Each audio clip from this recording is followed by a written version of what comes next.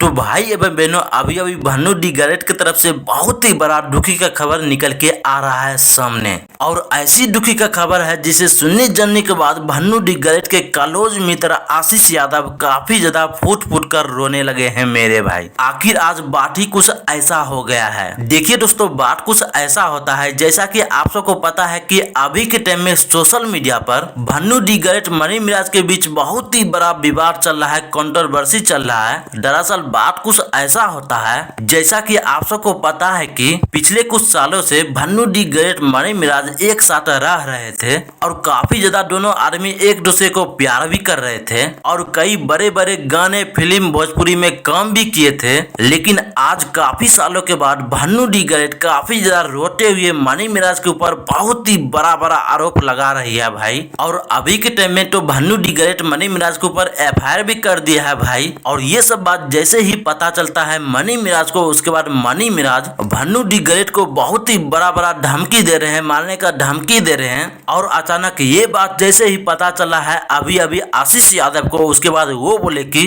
अब बेसला मुसलमान मनी मिराज होश में रहो, नहीं तो तुमको हम होश में ला देंगे।